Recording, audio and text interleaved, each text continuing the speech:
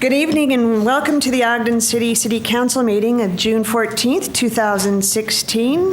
Just to note, it's Flag Day and it's 6 p.m. and so this is our special City Council meeting. Please note that all council members are present except Council Member Lopez will not be joining us tonight. With that, I'll turn the time over to Vice Chair Blair to say the Pledge of Allegiance. Great, thank you, Chair White. Tonight we have Ezra Mitchell here, and he has agreed to lead us in our Pledge of Allegiance. So if I can have Ezra come up.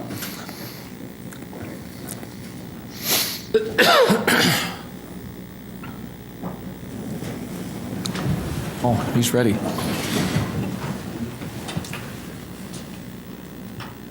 I pledge allegiance to the flag of the United States of America and to the republic for which it stands, one nation, under God, indivisible, with liberty and justice for all.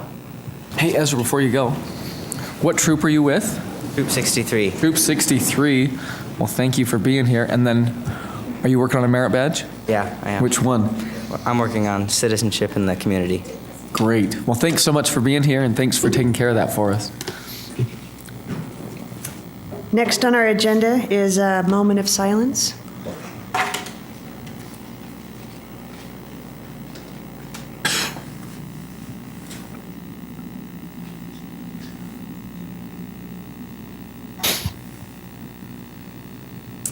Thank you for that.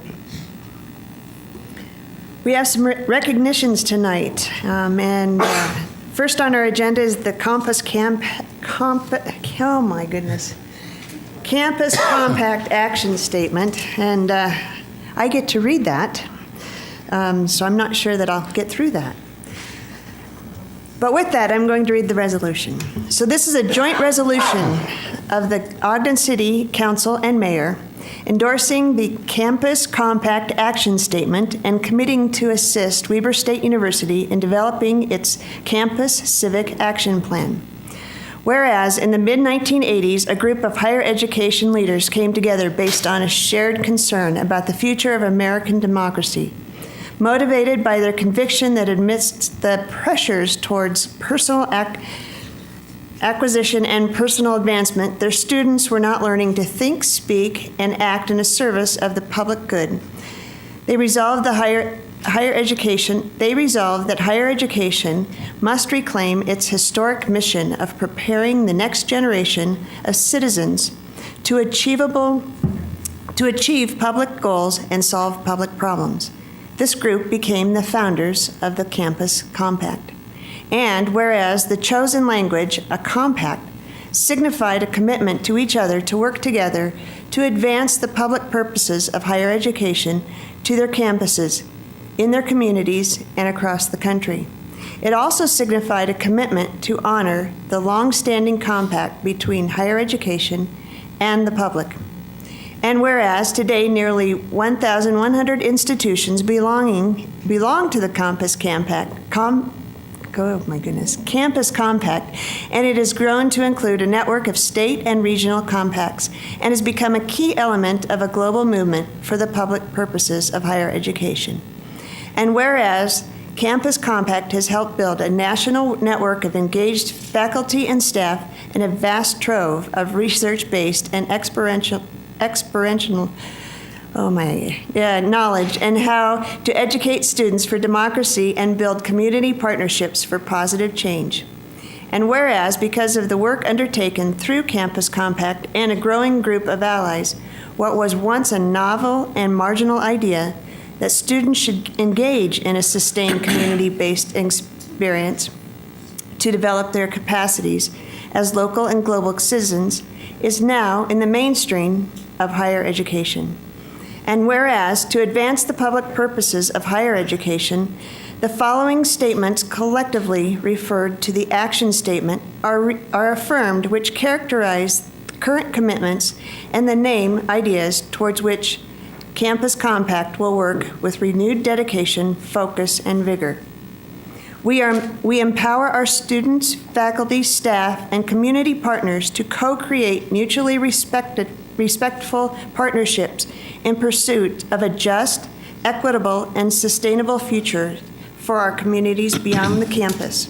nearby, and around the world.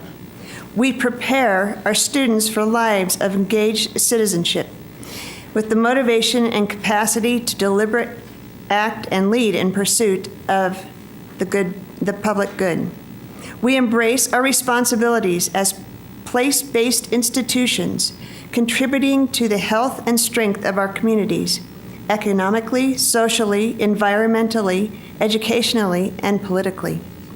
We harness the capacity of our institutions through research, teaching, partnerships, and institutional practice to challenge the prevailing social and economic inequalities that threaten our democratic future. We foster an environment that consistency affirms the centrality of the public purposes of higher education by setting high expectations for members of the campus community to contribute to their achievement.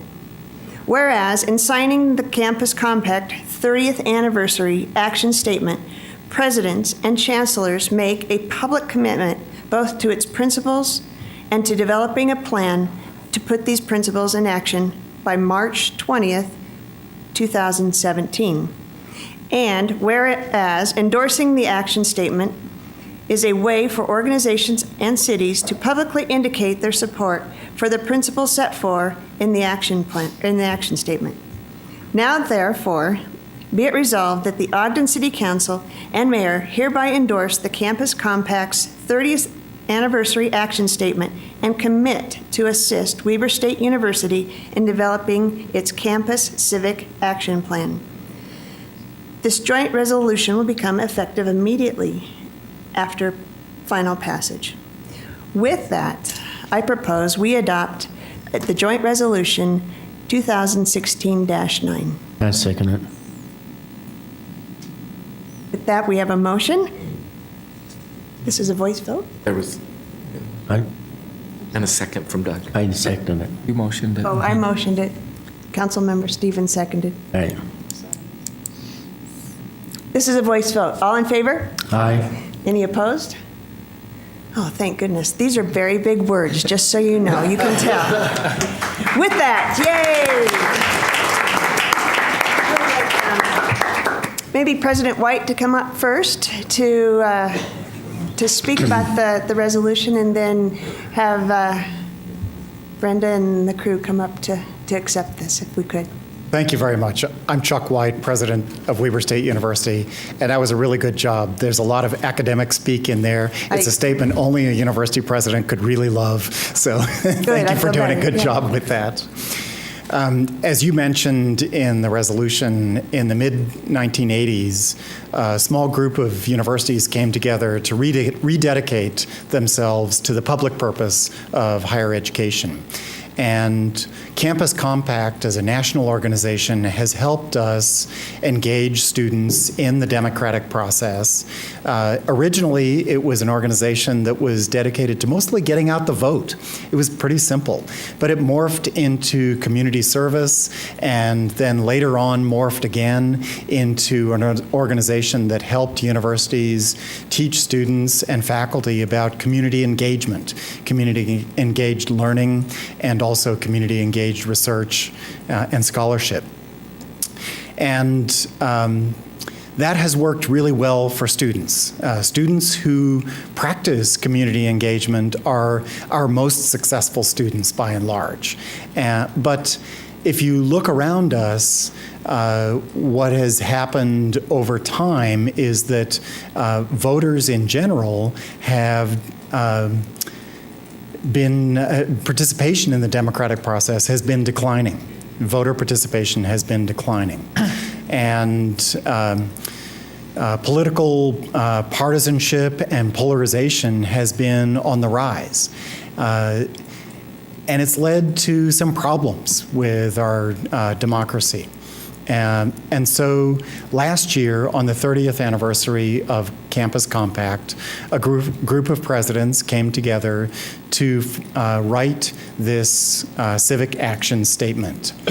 And Last March, we celebrated the fact that more than 350 institutions had already signed on to this plan. But amidst the celebration, one person, Bill Cook, asked a simple question, and that was, can Ogden City sign too? And it was kind of a revelation. And Campus Compact, when they heard the question, said, brilliant. How can we have community engagement without the community? And so it's important to understand that Utah in general and Ogden in particular are leaders in this. And Ogden City, it's my understanding, will be the first community partner to be a signatory to this civil action statement. So as Weber State University plans to write its civic action plan, we do it in partnership with Ogden City and in partnership with other anchor institutions in our community. And we thank you for your vision and for your leadership, and we look forward to working with you to develop that civic action plan. Thank you to Bill Cook, thank you to the council, and thank you to the mayor. We appreciate your partnership. Thank you. Thank you, President.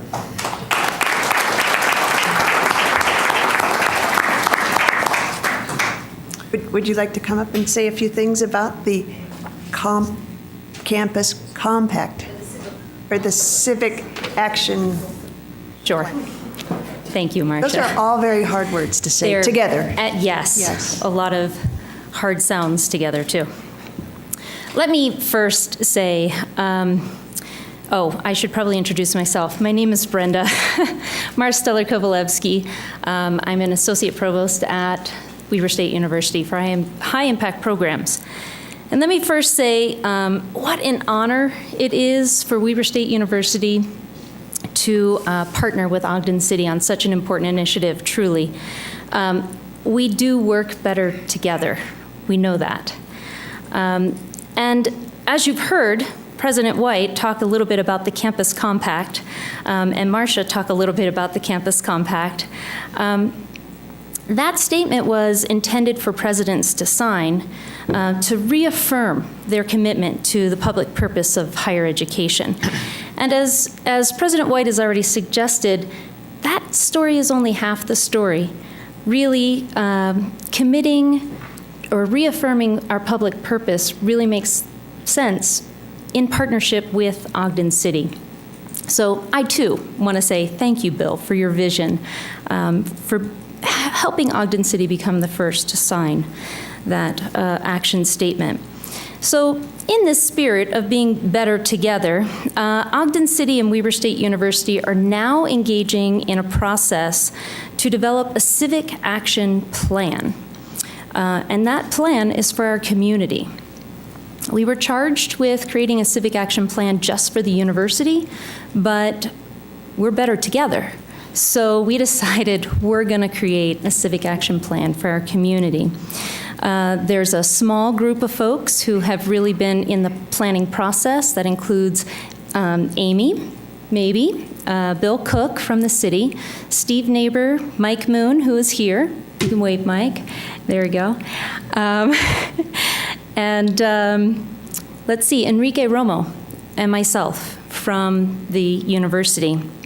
And that team is really trying to put together a group of organizations in the community that kind of anchor our community around health and education and economic development, and get those organizations to really help us define a couple of priorities that we can work on together, that will really enhance and enrich the lives of our Ogden residents. And as you heard, the expectation is our plan will be published in March of 2017. So I just want to say this is a really exciting time for our community, for our university, for our city. And I want to say thank you for not only always being a willing partner, but a very innovative and supportive partner in all of these joint adventures. So thank you very much.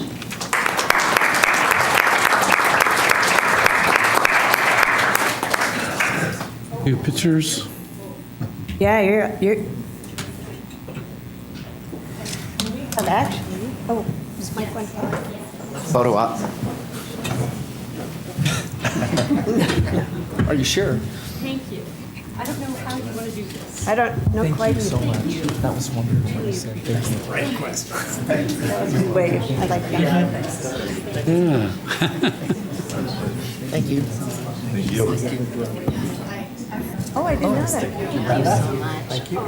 I'm not sure where these all going. The Utah director? We need to take pictures of all of you with the council, so. Yes. Okay. Okay. Okay. How are you, President? Thanks. Good. Why don't we have Bill go down and stand? I know. Hey, Bill. That's a good idea. Okay, all right. We're going to try to get Bill Let's wear down your in front purple with tie. you. Oh, wait. He always wears his tie. A little bit this way, sorry. This podium always makes it. I like having the tall guy. Yes.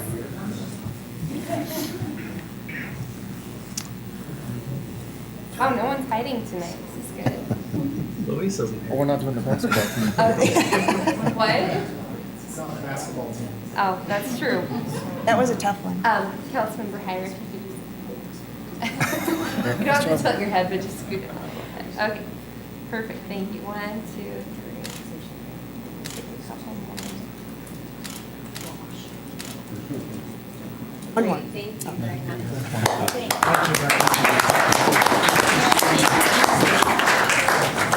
Great, thank you.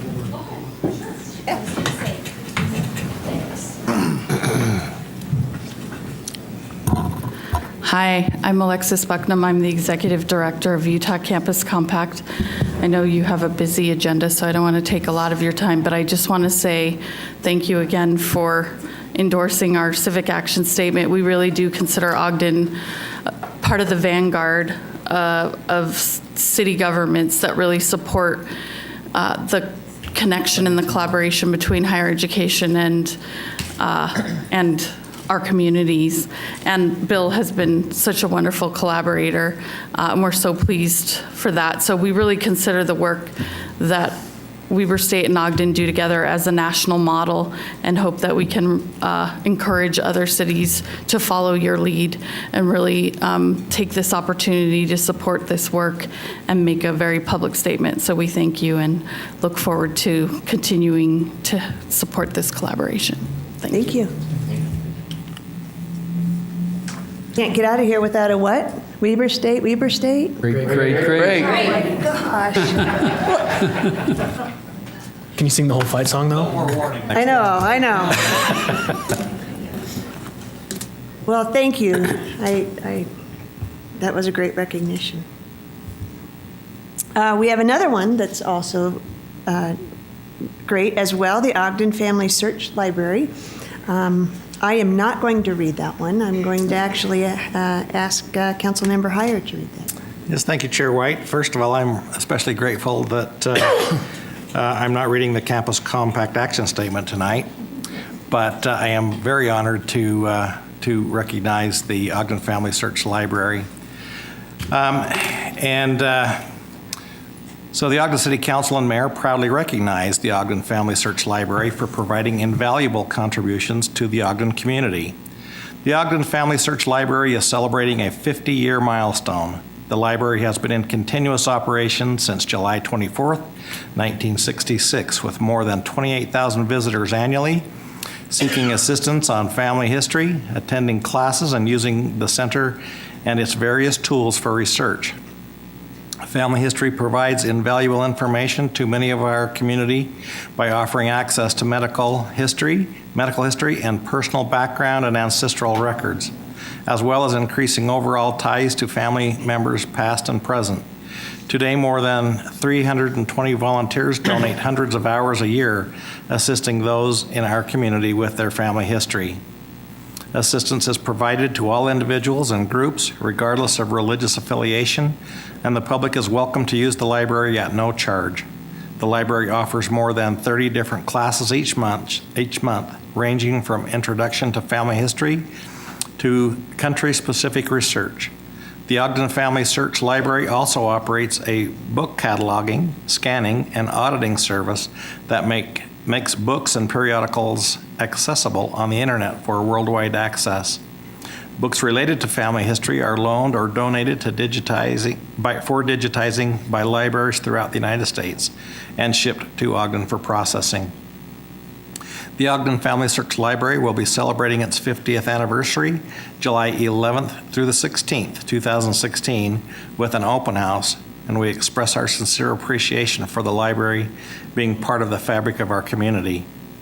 And with that, I would like to invite Dave and Cindy Erickson, who are the directors of the Family History Center, to come up and receive this recognition.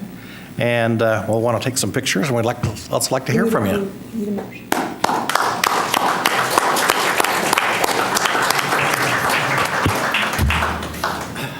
You've had a long week. How are you? Good, thank you. Sister. Take care of that. And here's. Bring some people with you, by the way. We need to have you guys come up for the picture. Thank you so much.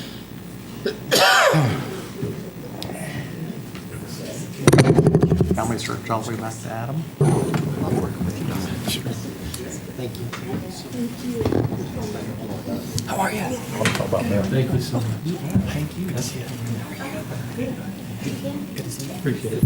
Oh, I've kicked it twice. I know. okay. Excuse me. For my position. Come on, line up right over here. We're going to do a rerun of that picture thing. Get Steve up here. I know. You brought a crew. It's worth a These picture, are some right? of the 320 volunteers, right? Right, exactly. Volunteer.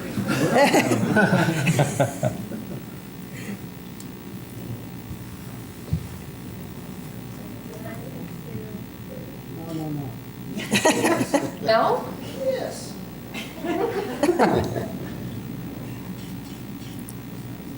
Perfect, thank you. Thank you. Please,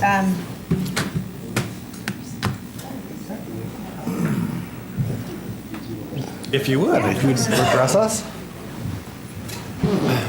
Before you do, though, I need to make mention that our executive director of the council, Bill Cook, has used the services of the Family History Library on many occasions, and he has one line of his family history all the way back to Adam. And that requires some applause. And Eve. And Eve. I was just wondering if your father's name was Adam. One of them, yeah. This is just the way he is, you know. Chair White and other members of the council and Honorable Mayor Caldwell, we really appreciate the recognition. We appreciate being part of your community. We're only about 3 blocks away, and we see a lot of residents of Ogden in there from day to day. We run an all-volunteer library.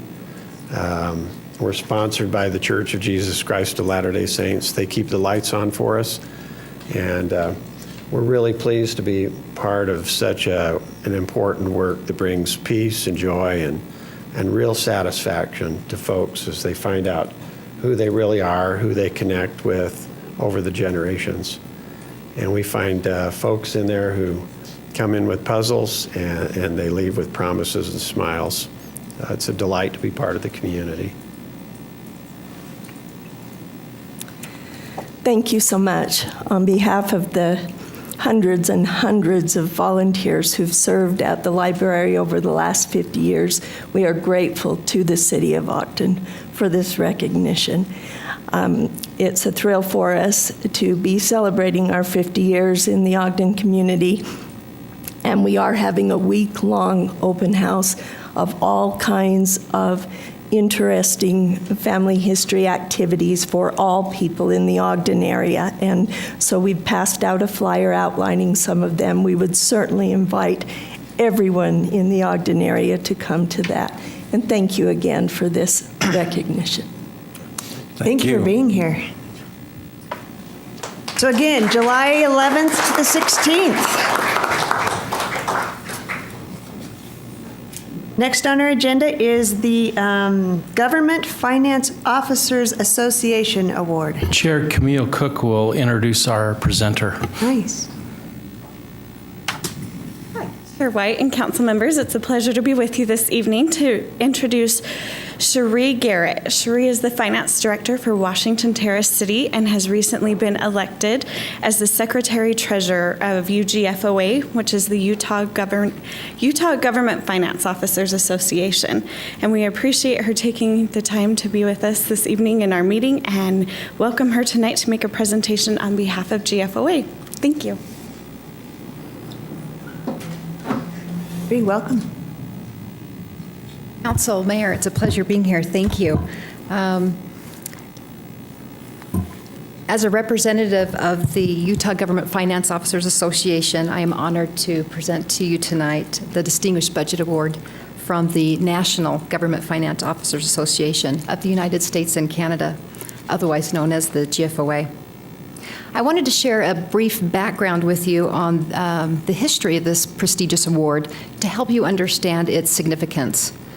The GFOA was established, they established the Distinguished Budget Award program back in 1984 to encourage and assist state and local governments in preparing the highest quality budget documents that reflect the principles, the highest principles of governmental budgeting. These guidelines have been established by the National Advisory Council on State and Local Government Budgeting and GFOA's best practices. The program has been significant in promoting improvements in the public sector budgeting and enabling governments of all sizes to promote, to provide to its citizens and other stakeholders with clear, understandable, and complete budget documents. Your budget document was submitted to the awards program to be reviewed by governmental budgeting professionals. These professionals rigorously assessed your budget document to determine if it has satisfied these nationally recognized guidelines designed to assess how well the budget document serves as a policy document, a financial plan, operations guide, and communications device. I am pleased to announce that your budget document has adhered to these guidelines and reflects the highest principles of governmental budgeting. This recognition is a real tribute to your staff, management, and to the leadership of Ogden City. Your commitment to excellence, hard work, and dedication to the highest professional standards is to be commended. I just wanted to note that participating in this program is above and beyond what is required by state law. It is truly Ogden City's own commitment to providing and serving its community to the highest standard. The Distinguished Budget Award has been given to Ogden City for the fiscal year ended June 30th, 2016. The city has received this prestigious award for the 6th consecutive year and the 19th overall time. Just to put that into perspective, there are 623 state and local governments in Utah. Only 28 state and local governments have been awarded this for the 2015 program year, so it's quite significant. Ogden City is Ogden City is in Utah's top 7 for receiving this award for the most number of times. This is a demonstration of the city's long-standing commitment to excellence in budget practice and presentation. So with that being said, on behalf of the Utah and National Government Finance Officers Association, I would like to present the Distinguished Budget Award to the Department of Management Services. I have been asked to also recognize the contributions and efforts of senior staff and management, council and council staff, Controller's Office, legal, Human Resources and Recorder's Office. Special recognition should also be made to the mayor and CAO for their time and efforts in promoting a spirit of collaboration and involve all the department directors of the city in the decision-making process. Camille Cook, Deputy Recorder or Controller, for her many hours and work attention to detail putting this document together. And finally, I would personally like to add Lisa Stout, your Controller, for her leadership, hard work, and dedication in making this a success. Congratulations, and I'd now like to present you with the award. Mayor Caldwell. Here.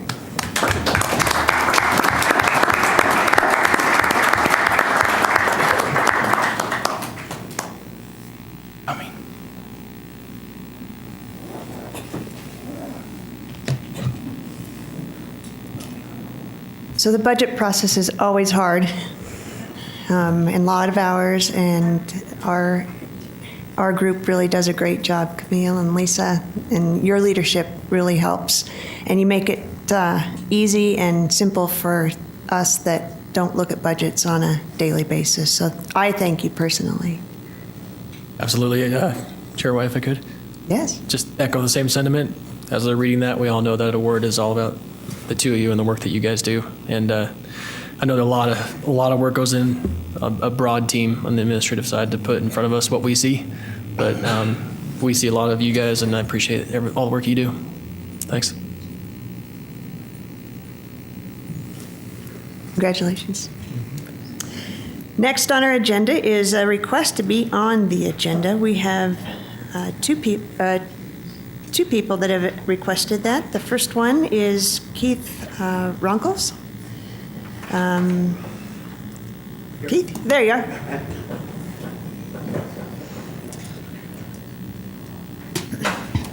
Hi, my name is Keith Runkles, and I live in Ogden Canyon. And thanks you guys for letting me get on this agenda to show you. I think sometimes things just get overlooked, and this is one that we need to do. And Bill, thank you for your help on getting me here. I'm here on the behalf of Ogden Canyon Club. I don't know if any of you guys have heard our Canyon Club. We're a club that was formed 19 years ago. We clean the canyon 2 times a year. We've been involved with several things, the power lines, and our whole mission statement is the preservation and the restoration of Ogden Canyon. And our name came from a group of people back in 1912 that also had the same mission, and theirs at that time was graffiti on the rock walls about come down to the drugstore down on 25th Street, and all the rocks were plastered, and that's how they did it in the day, and they wanted to put arc lights. And so this group of people, so we kind of hung our hat on their name, and that's how we did it. We were the first ones to adopt a river in Ogden, in the state of Utah. We've organized cleanups of Pineview Reservoir. We have, I could go on. But the point is that is why I'm here today. I have some pictures that the pictures really tell the whole story. I guess I can just pull them up here. I can help you. Yeah, let's just go to this one right here first. Yeah. A few years ago, when we experienced the pipeline reconstruction in Ogden Canyon, behind you, people in front. This here, how do I move this to go? Oh, right there. All right, there we go. Yeah. And then this one here. Yeah. And so, if you can see this is the entrance to Ogden Canyon, and the pictures here tell the whole story. And what's happened is since we have brought these in, this is what you're greeted with every day. And so, I mean, you look at that right there with the fence and all the signs, and we can do better. That's where I'm at.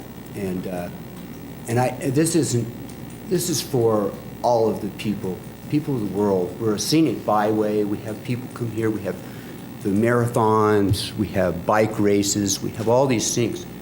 This is what you're greeted to.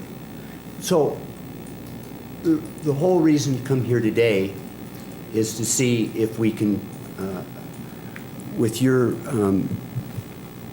powers, if you will, if we could see what we could do to bring that back to its natural state.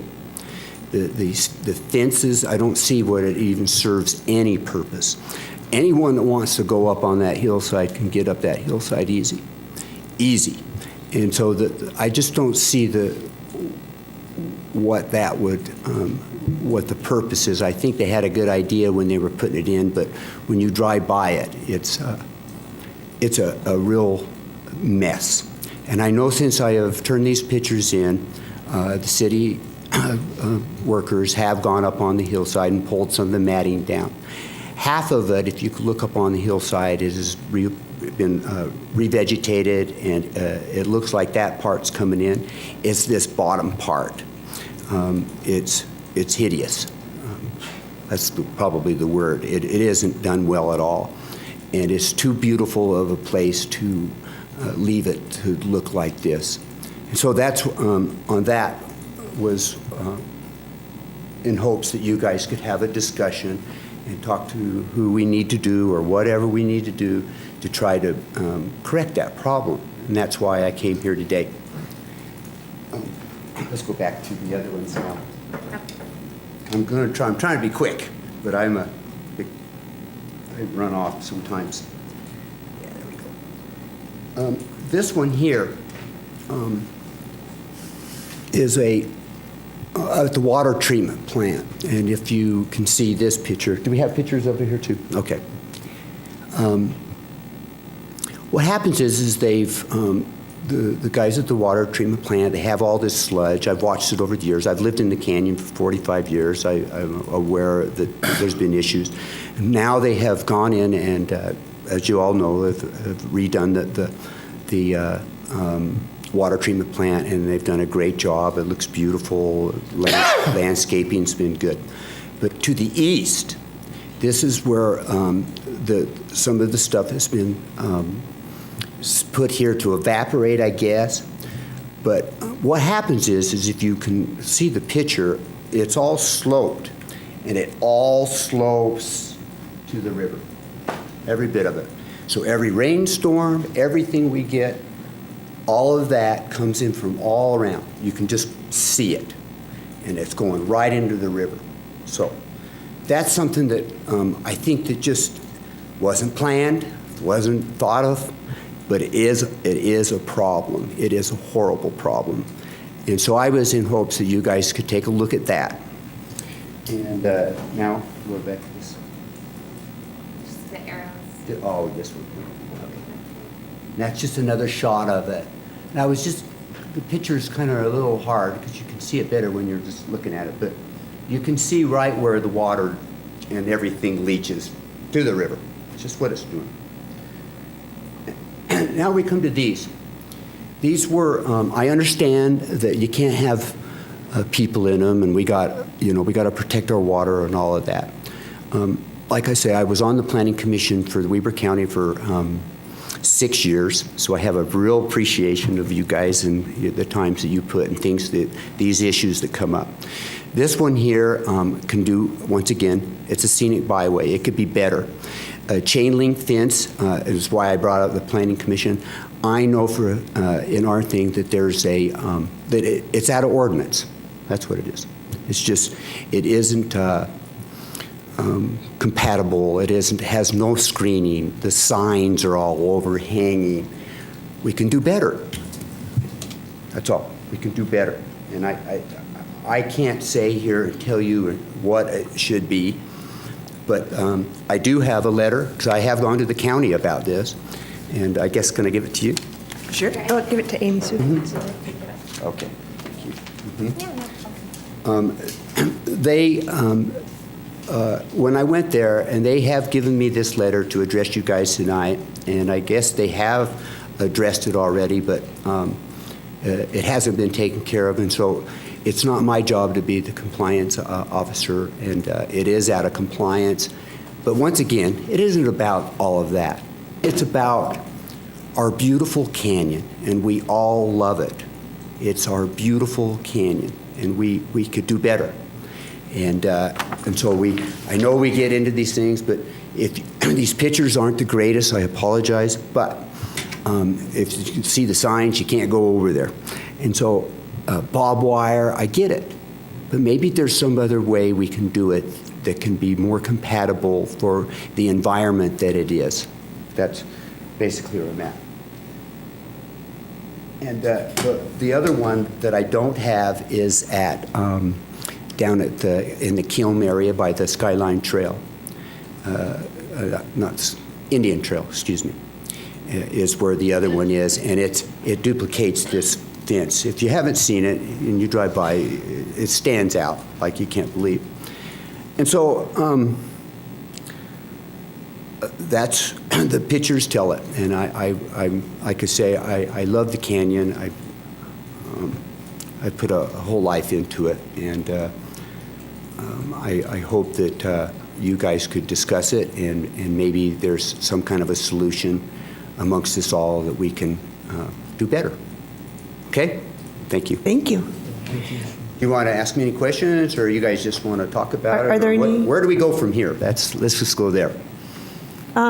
So what I would like to do is actually turn it over to the mayor or Mr. Johnson to talk about that area. It sounds like maybe we've done something or haven't done something. So can you give a background on that and where we might be going with it?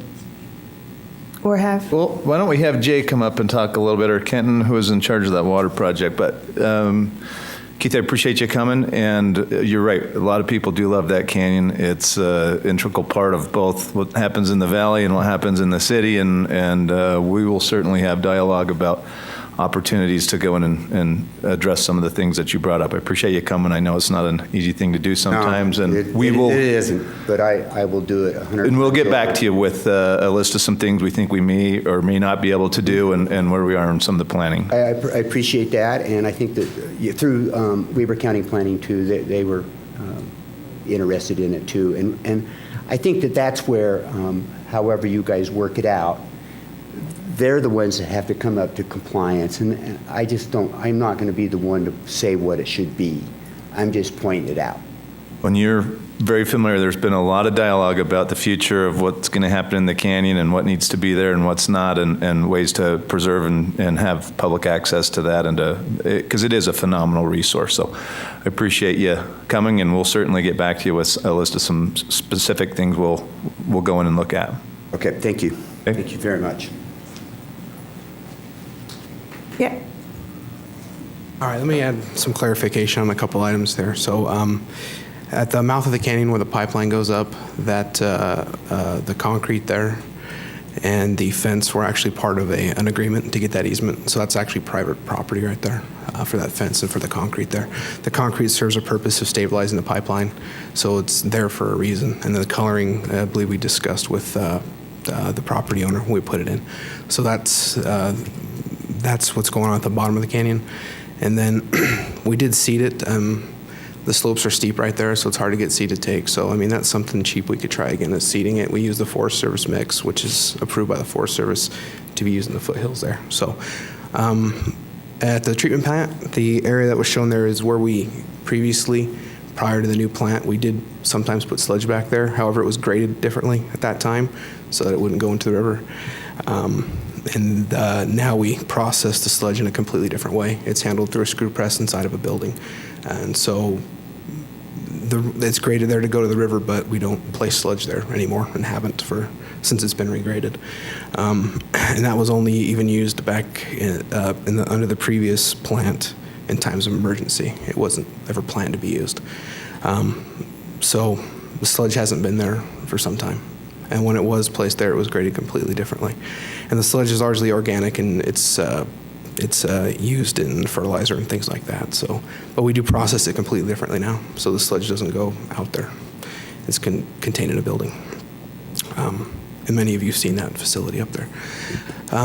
Regarding the fencing, the fence there, the one picture that we did have was at Black Point Junction. That fence had been there for some time, so that's not a new fence. During the project, we did upgrade the fencing from the metallic type fence to the vinyl coated, black vinyl coated. We did that also as well in the lower regulator that's halfway down the canyon, which was referred to, which is typical of what we're required to do from the Forest Service. So I haven't read the letter from the county, so obviously we can discuss that with them. If I remember the ordinance, it was geared towards residential type stuff could use chain link, but like the larger commercial couldn't. And since that's a little vault, I think there might have been some misunderstanding on what was required there, since it was such a small thing, so even smaller than a residential property. So that's just some clarity, and we can, once we have the letter, we can discuss it with the county and see what we can do there. So, great. Any other questions, though? I don't know quite where the letter ended up, but Down one more. oh, you got it. Okay. Yeah, he's got it. It's in the right hands. Thanks. Chair, may I just add, if Mr. Runkles has these issues, he's more than welcome to call these gentlemen who handle this day to day, and we welcome the observations, but we'll get to it much faster if you just call Mr. Louder or Kenton in the future, and they can go to work on it.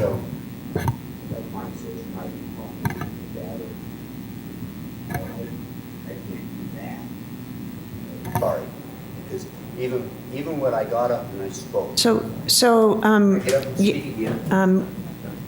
just really quickly, yes. This was the same thing that happened when we did the pipe, when they did the pipeline. He had an answer for everything, and I'm sorry.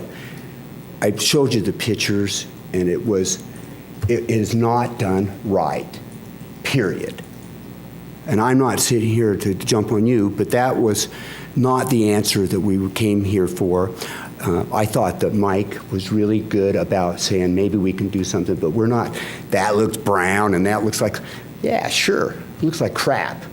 That's what it looks like, and I'm not trying to get. So if you could address address him as the mayor, please. Because he says that he did the fence, he did all this.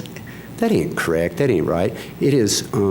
It's a menace. It doesn't look good. It's a scenic byway. He's out of compliance, and it so looks like I'm upset. But I'll back off now. But so we do appreciate you coming. I'm not going to sit there and have him do that again, because see.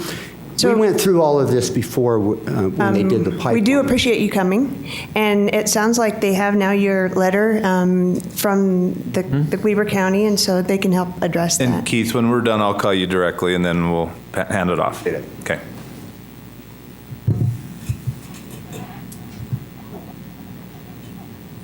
All right, moving on.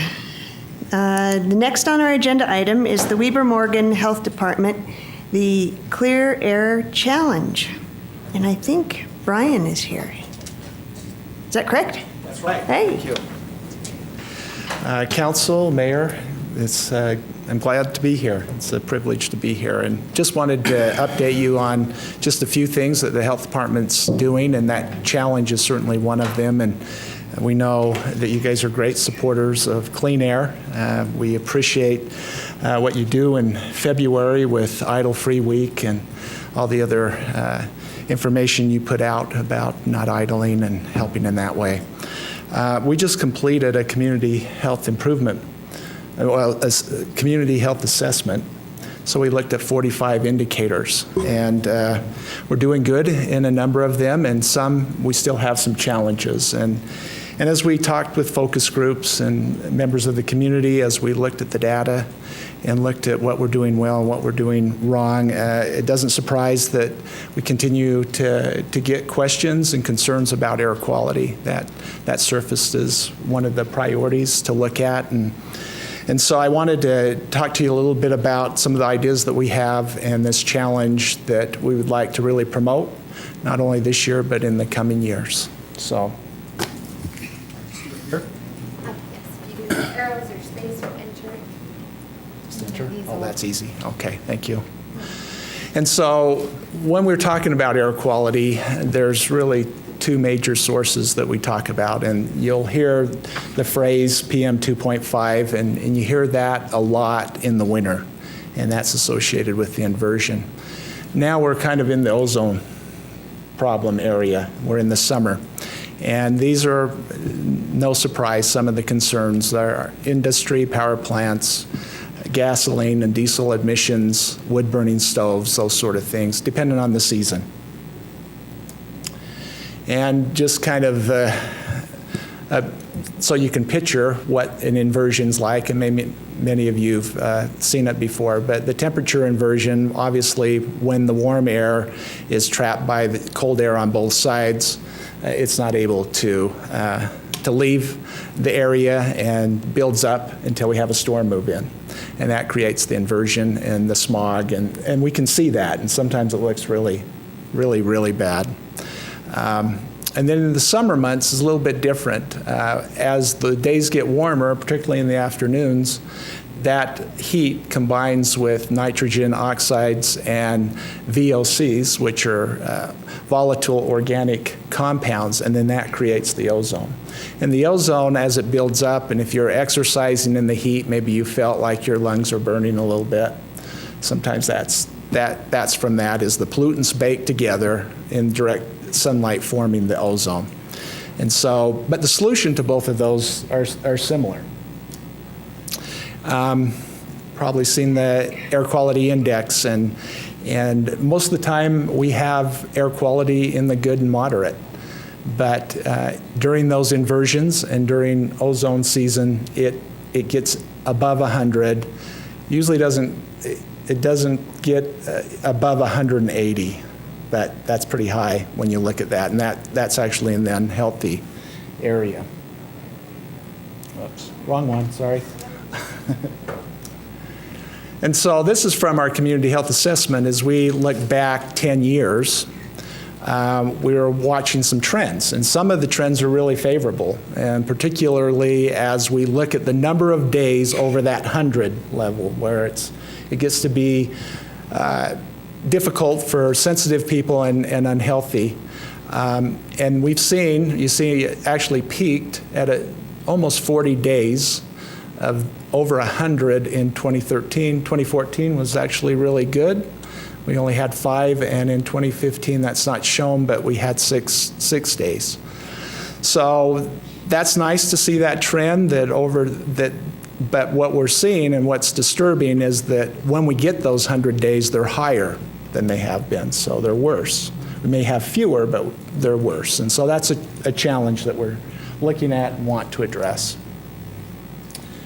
And so this is another slide that kind of shows that 100 plus days of the air quality index, and 55% of those days, so if it's 10, 5.5 of those days will be in the winter, and we'll see 3 maybe in the spring, and then another 4 in the summer. And the fall's usually really good. We have wind that keeps the air moving and circulating, and we don't have those inversions or the ozone problems because the days aren't as warm.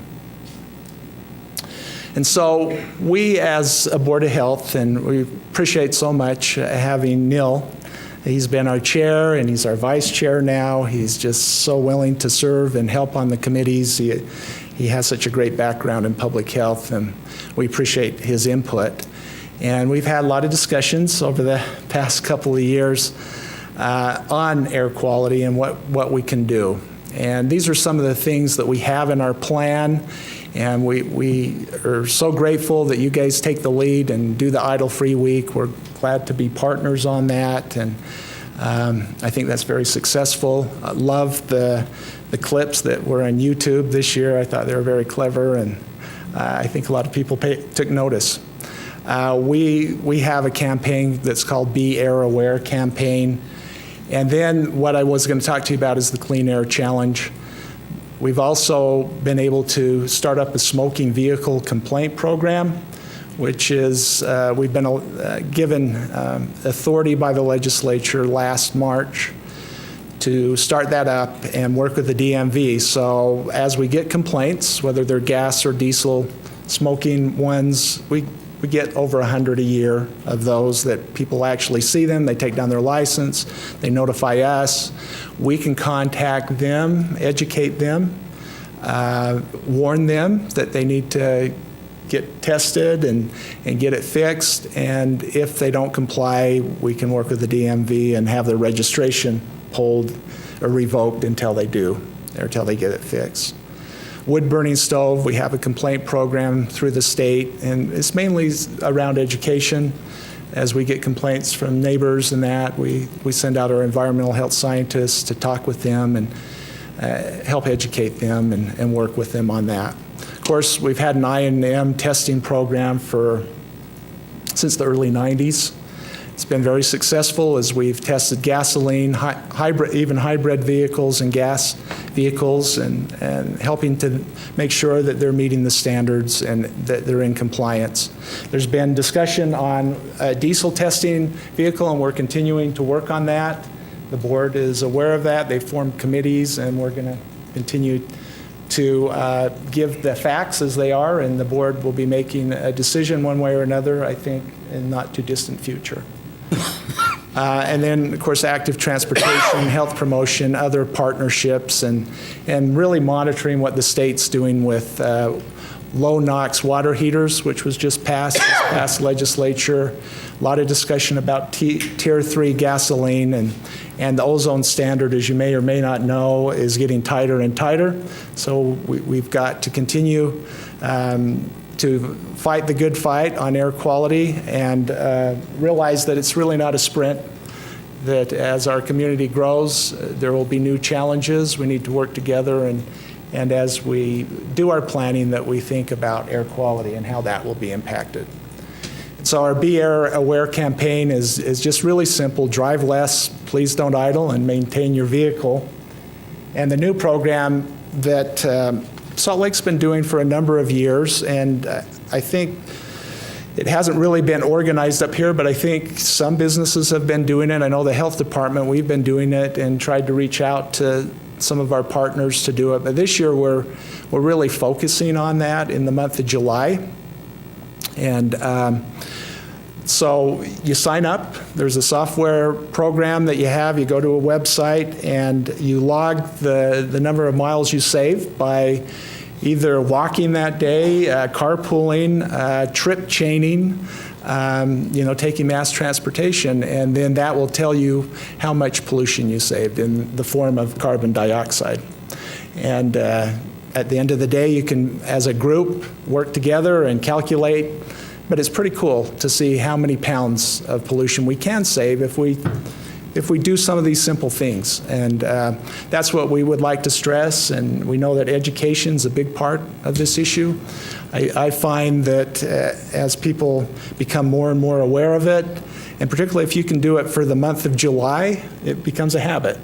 And some of the things that we talk about, and maybe we take a day or two to talk with groups, begin to sink in. And I know I feel very guilty going through a drive-up and buying a hamburger or something and just sitting there and idle, So hopefully we can get that out in the community. Again, thank you for your support and all that we do as a health department. We know that Ogden is always behind us, and we appreciate that. Thank you. Thank you. Any comments or questions? Please. Just thank you, Brian. And again, it's cleartheairchallenge.org to sign up for this if you would like to join us. And do it before July 1. And do it before July 1. And I truly appreciate working with the health department and the team that you have, Brian. Thank you. Thank you. You ride a bike, does that calculate into it too? Yes, the miles that you would save. So if you're riding your bike to work or just down to visit a neighbor instead of driving, you get to calculate that. Okay. So the mayor's logging some big Riding time. a bike always counts, yeah. He may win the contest. So. Thank you. Made me ask that. Thank you. cleartheairchallenge.org. Next on our agenda item is the approval of minutes. The work session of March 29th, 2016. Councilmember Garner. Chair White, I've reviewed those minutes and found them to be correct. In the work session of April 5th, 2016. Councilmember Heyer. Yes, Chair White, I have reviewed those and found them to be accurate and would move that we approve the minutes on A and B, listed on A and B. Second. We have a motion by Councilmember Heyer, second by Vice Chair Blair. This is a voice vote. All in favor? Aye. Any opposed? It was Councilmember Garner. I'm Seconded. sorry. It sounded, this is, jet lag, sorry. Garner, please. Did you get that? That passes. Next on our agenda item is common consent items. The council norms, there's a proposed resolution 2016-19. Chair White, if I could ask for a point of clarification and procedure. I should have brought this up sooner, and I intended to, but had overlooked it. On the second item, Christmas Village Committee, I have a relative by marriage on that's in consideration. I feel like it might be appropriate if I excuse myself from vote on the second common consent item. Would it be appropriate to separate the two items and entertain a motion on those two items separately? Absolutely, sure. So we will look at the common consent item 7A, the council norms, proposed resolution 2016-19, approving modifications to the city council norms. Chair White, I'll make a motion that we adopt the first common consent 7A. Second. Motion by Councilmember Garner, second by Councilmember Heyer. This is a voice vote. All in favor? Aye. Any opposed? That passes. And then for the second item on our common consent, 7B, Chair Christmas White, Village. I will go ahead and make a motion that we approve the appointments of Sandra Tuck and Craig Paskins to the Christmas Village Committee. I second it. We have a motion by Vice Chair Blair, second by Councilmember Stevens to approve the appointments for the Christmas Village Committee. This is a voice vote. All in favor? Aye. Any opposed? That passes.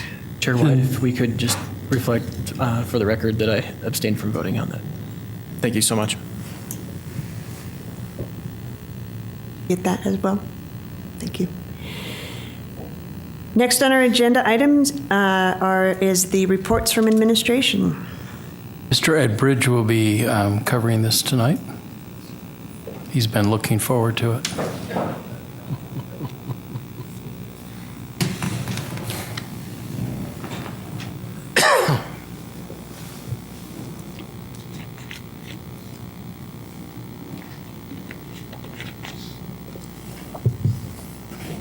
Thank you, Madam Chair, members of the council, Mayor Caldwell, Mr. Johnson. Thank you for having me here tonight. I'm here to talk about the Youth Competitive Sports Board. The purpose of this board is to help facilitate the transition from recreation to competitive sports and also make it affordable for the youth in our community. We all know the many benefits of participating in youth sports, whether it's personal confidence, self-esteem, greater connection to the community. These are all great benefits that we see as kids participate in the youth sports programs. One of them specifically that really stands out is a study that was in 2007 that found that women who played high school sports were 73% more likely to graduate with a college degree within 6 years of graduating high school versus those who didn't participate in high school sports. 70% also of talented athletes drop out of all organized sports by the age of 13. This competitive youth sports board will also help facilitate that and keep them engaged and keep them excited about sports in the community. This board will create a pipeline for athletics in Ogden from youth to the junior high to the high schools. It'll also encourage collaboration with Ogden City, Ogden School District, and Weber State University. Thank you. Any questions for Mr. Bridge? Thank you. Chair White, I don't have a question, but I do have a comment for Ed, actually. And I actually want to be pretty unabashed about this comment. I want to say this part for the benefit of my peers on the council too. Is some of you may know the community recreation sports programs were part of my campaign platform when I ran for this position. And one of the things that I found was when I talked about this issue with the community, people were largely unaware about the impact that it's having on our youth. And this is something that I know, Ed, you know very well, and many others in the city do. And I think the impact is often overlooked and underestimated, but there are very real opportunities for us to do really good things for our youth in this community, and that the outcomes transcend the things that they do on the court and in the field. And Ed, I want to compliment you for the work that you've done for putting this proposal in front of us, because this proposal absolutely reflects and supports the idea that I was promoting in the campaign, which was to provide opportunities for our youth to be successful on the court and on the field, and therefore off the court and off the field. And I have heard feedback from many people in the community, people who know a lot about this issue, who have said that Ogden City is stepping up its game on this, and that is a direct reflection of you, Ed, and your team. So thank you for doing that. This stuff matters, and I think that this step is very important. Great comments. And if there are no other comments, I'd like to make a motion that we adopt proposed ordinance 2016-33. Second. We have a motion by Councilmember Nadolski, second by Councilmember Garner, to adopt proposed ordinance 2016-33. This is a roll call vote. Councilmember Garner? Aye. Councilmember Heyer? Aye. Councilmember Nadolski? Aye. Councilmember Stevens? Aye. Vice Chair Blair? Aye. Chair White? Aye. That passes. Good job. Thank you, Ed. Thanks, Ed. Next on the agenda is public comments. This is an opportunity to address the council regarding concerns or ideas on any topic.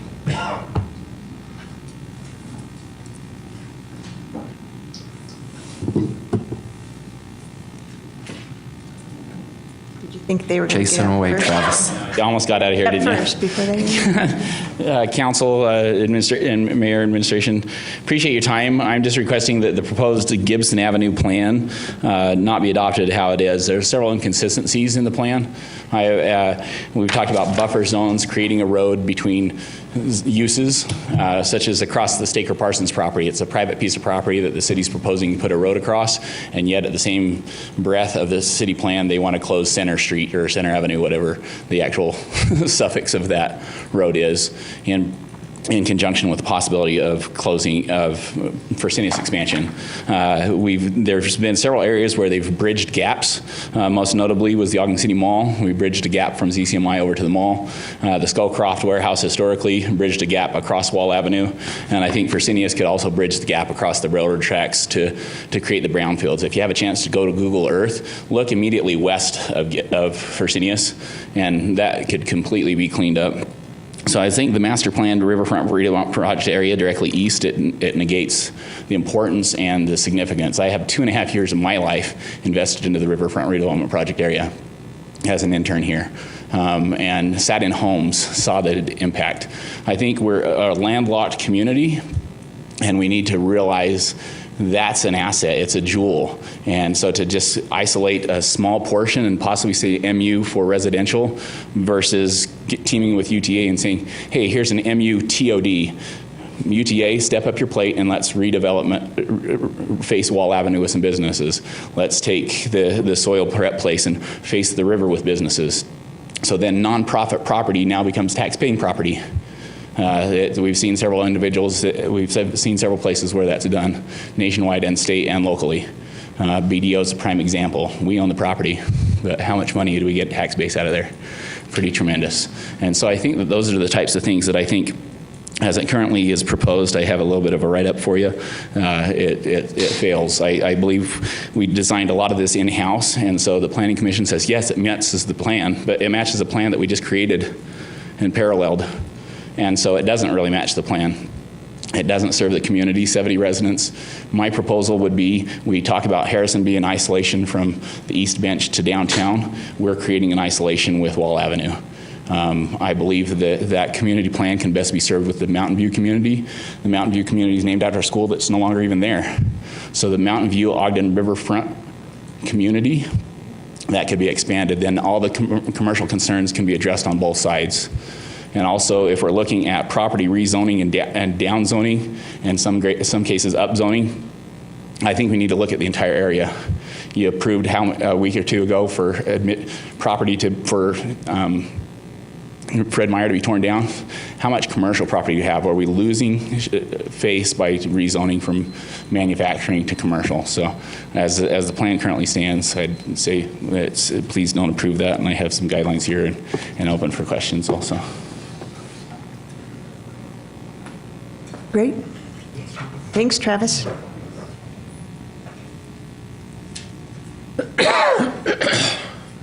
Next on is there anyone else? Next on the agenda item is comments from the mayor. Yeah, a couple quick things. I'm really glad that Lisa and Camille stayed. As part of my comments, I want to congratulate you and thank you for your amazing work on that. We've said a lot that what we do with the public money is one of the most important responsibilities we have, and it's the thing that would wreck community confidence the quickest, and we all feel very comfortable with the information you provide, and we can't thank you enough for the late nights and weekends and retreats and everything else. You guys do a phenomenal job, and I think this is well-deserved, so we're very grateful for that. I also want to thank Amir Jackson and our special events team. The Arts Festival was kind of retooled this year. They've done a great job with that. That had great energy when it wasn't raining. That's, I think, 9 out of 10 special events we've had, big special events downtown have been rained on, so we've got to have good weather around the corner. But they've put a tremendous amount of energy and hours into that, and we're very grateful for those efforts. And that's it for me. Thanks. And the council? Today being Flag Day, I was hoping the Scouts would stay for just a minute because I appreciate the youth, especially the Scouts who come and their example, especially as we pledge allegiance to this great nation, and that we try to have liberties and justice for all. And with everything that's going on in this great nation and around the world, it's just good to remember that we are a country founded on freedoms. And then also just thank Brian Benyon and the Health Department. We will continue to work on air quality as a priority that was mentioned as part of the community health assessment, and continue to work with the board to get a resolution as soon as possible. So thank you. I want to also thank our team that helps us with our budget. That's probably one of the most important aspects of our whole process on the council, and we do it every year. But it's very important for us to allocate the funds of the funds that come into the city to the proper place, and so it's extremely necessary. On the community, the Gibson Community Plan, in our work session, we talked about getting feedback from the community. So, Travis, we will be going out and getting that information, and so I think that's a positive entity, that we can look both at what the community wants and what is best for that area, and I think it'll work out very nicely for us in that aspect there. I'm going to just toss some kudos to our financial gurus over there, too. It made me very proud to sit here and listen to all the things that you've done to keep us in the elite group consistently for 6 straight years, amongst all the other communities in Utah that just don't ever show up at this deal. I just made me very proud, and I was so happy for the two of you and those who have worked with you, which I know there's many. You probably couldn't name them all, but great leadership. Thank you.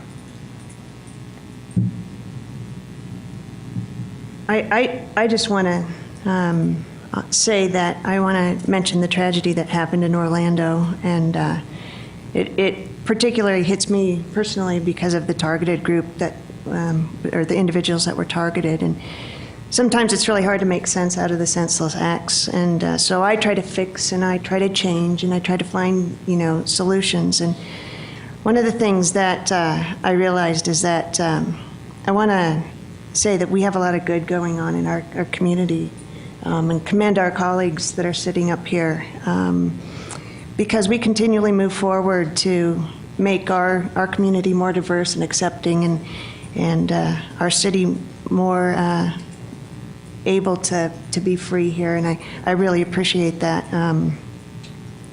We've brought a lot of diverse groups together that it's really hard to be hateful when they're sitting across from you in the same room. And I just commend that our city is taking the lead on that, and hope that, and I'm really proud of that, and hope that we continue to do that and move forward. So with that, thank you.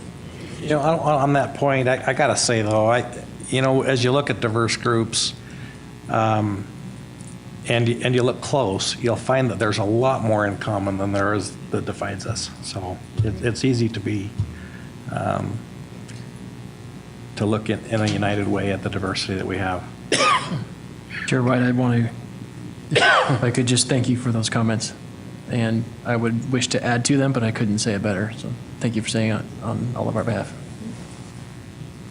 With that, we are going to adjourn from the regular council meeting back into our work session for a lively budget session. Second. All right, voice vote, all in favor? Aye. Any opposed? We're out of here.